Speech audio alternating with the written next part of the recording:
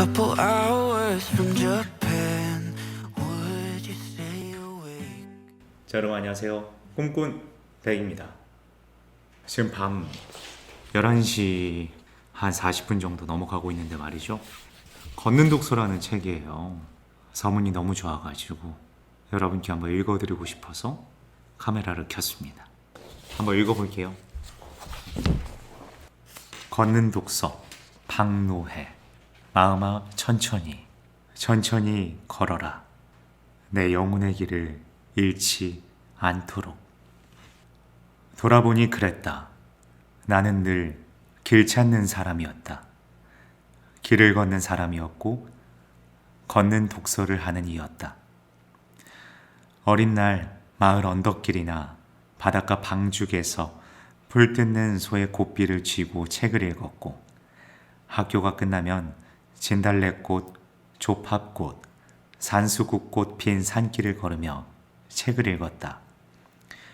벚꽃잎이 하르르 하르르 날리는 길을 걸으며 푸르게 일렁이는 보리밭 사이를 걸으며 가을바람에 물든 잎이 지는 길을 걸으며 붉은 동백꽃이 떨어진 흰 눈길을 걸으며 걷는 독서를 했다.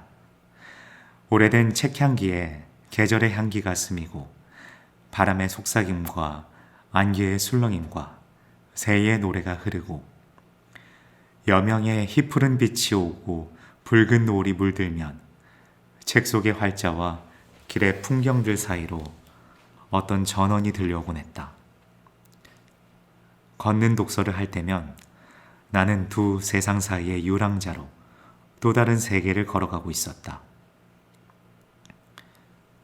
유년의 가난과 고독과 슬픔의 허기로 먹어치운 책들이 내 안에서 푸른 나무로 자라났고, 청년이 되어 군사독재 시대의 한가운데로 나는 불화살처럼 내달렸다. 그리하여 내게 주어진 가장 가혹한 형벌은 걷지 못하는 것이었다. 나는 무기수가 되어 한 평짜리 어둑한 감옥 독방에 던져졌다. 한 걸음, 두 걸음 반이면 눈앞에 쇠창살, 돌아서 한 걸음, 두 걸음 반이면 코앞에 벽이었다. 그 작은 감옥 독방에서도 걷는 독서를 계속했다. 비록 세상 맨 밑바닥 끝자리에 놓인 두 걸음 반짜리 길의 반복이었으나 걷는 독서를 하는 내 정신의 공간은 그 어떤 탐험가나 정복자보다 광활했다. 수많은 역사시대와 사건, 현장과 별들, 저 별들 사이를 걸어다녔다. 철저히 고립되고 감시받는 감옥 독방의 그 짧고도 기나긴 길에서 나는 얼마나 많은 인물과 사상을 마주하고 얼마나 깊은 시간과 차원의 신비를 여행했던가. 자유의 몸이 되고 국경 넘어 눈물 흐르는 지구의 골목길에서도 나의 걷는 독서는 계속되었다. 폭음이 울리는 격렬한 일정 사이로 햇살이 좋은 날이면 걷는 독서로 다친 마음을 다잡곤 했다. 만년설산 고원과 불타는 사막과 알자지라 평원과 칼데라와 광야의 걷는 독서는 내 두 발로 입맞춤하는 그 땅에 대한 의뢰와도 같았다. 걷는 독서는 나의 일과이자 나의 기도이고 내 창조의 원천이었다. 나는 그렇게 길 위에 걷는 독서로 단련되어 왔다. 내 인생의 풍경을 단 한 장에 새긴다면 걷는 독서를 하는 모습이 아닐까 생각하기도 한다. 돌아보니 그랬다. 가난과 노동과 고난으로 점철된 내 인생길에서 그래도 나를 키우고 나를 지키고 나를 밀어올린 것은 걷는 독서였다.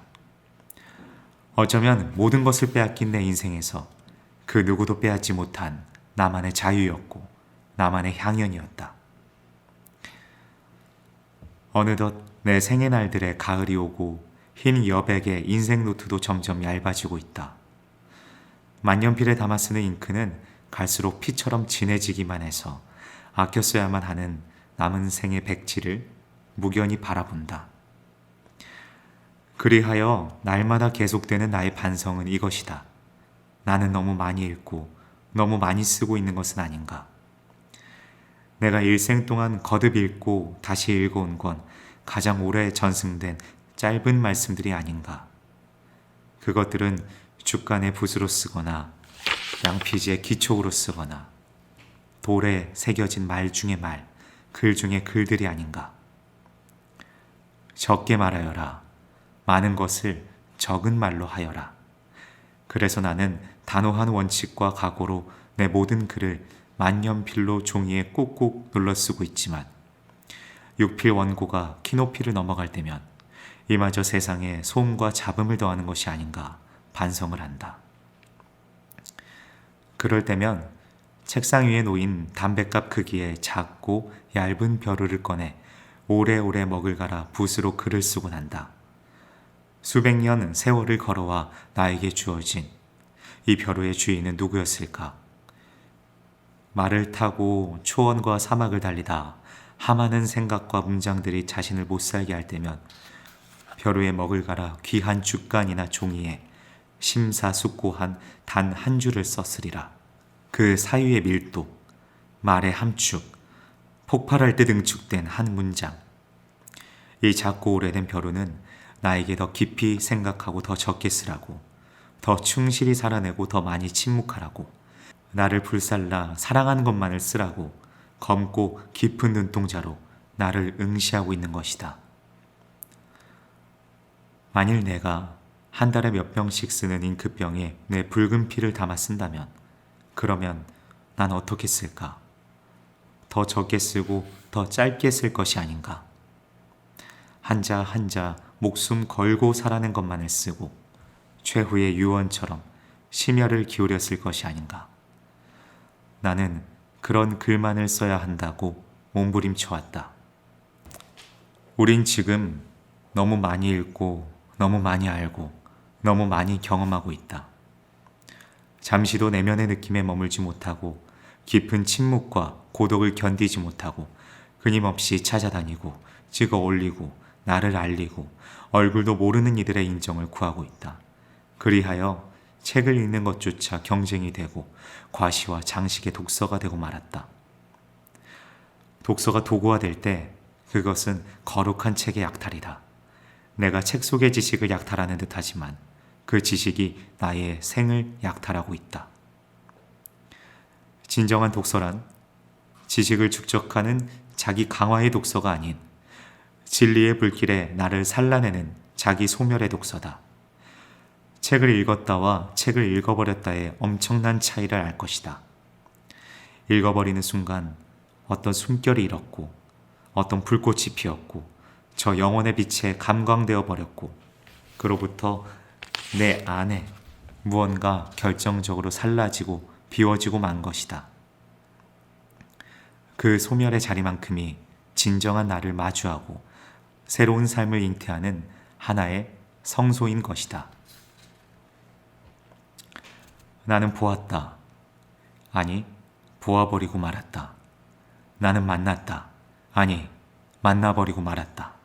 나는 읽었다. 아니, 읽어버리고 말았다. 그 순간 나는 이제까지의 나를 버리고 그 진리 앞에 응답해야 한다.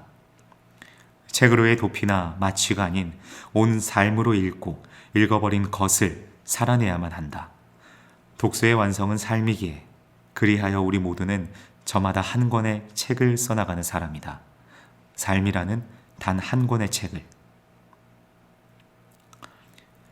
이 책은 지난 30여 년 동안 날마다 계속해온 나의 걷는 독서길에서 번쩍 불꽃이 일면 발걸음을 멈추고 수첩에 새겨온 한 생각이다. 눈물로 쓴 일기장이고 간절한 기도문이며 내 삶의 고백록이자 나직한 부르짖음이기도 하다. 그리고 그리운 그대에게 보내는 두꺼운 편지다. 저 먼 사막 끝 마을에서 흰 설원에 이르기까지 그곳에 가슴 시린 나의 풍경을 찍은 사진 엽서 한 장에 돌에 새기듯 썼으나 붙이지 못하고 차곡차곡 담아온 편지다. 지금 세계에 검은 그림자가 드리우고 사람과 사람 사이에 장벽이 세워지고 있다. 그러나 인간은 걷는 존재고 만남의 존재이고 잃는 존재이다. 앞이 보이지 않는 불안하고 삭막한 이 시대에 부디 아프지 말고 다치지 말고 사라지지 말자고 이제와 내 품속의 편지를 띄워보낸다. 이 걷는 독서가 그대 안에 있는 함많은 생각과 지식들을 목적의 단 한 줄로 끼워내는 삶의 화두가 되고 창조의 영감이 되고 어려운 날에 도약대가 되기를. 어디서든 어디서라도 나만의 길을 걸으며 걷는 독서를 멈추지 말자.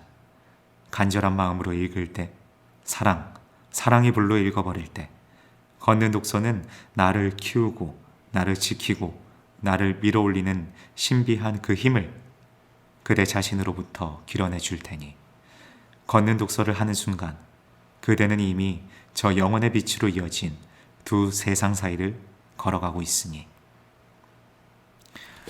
2021년 6월 박노해.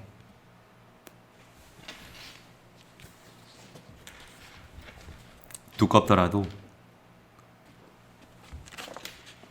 문장 바이 문장으로 되어 있어가지고 틈틈이 아마 읽어내려가기 쉬울 수 있을 것입니다. 오늘 제가 읽어드린 대목이 여러분께도 도움이 되었기를 바라면서 가끔씩 이렇게 책 읽는 컨텐츠 가져올게요. 고맙습니다, 여러분.